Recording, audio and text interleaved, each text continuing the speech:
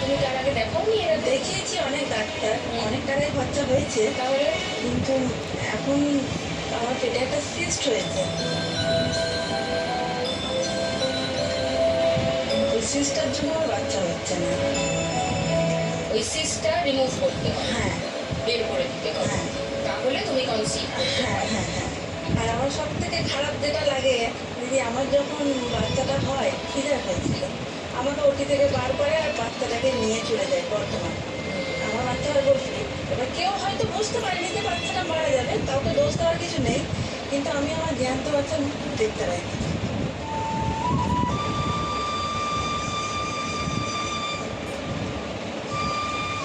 ওটা আমার জন্য সব থেকে বড় কষ্টদায়ক। কিন্তু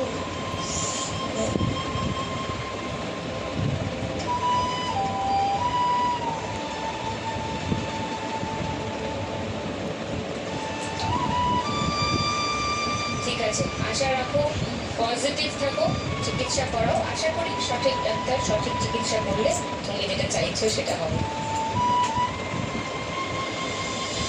এসো ফার্স্ট রাউন্ড থেকে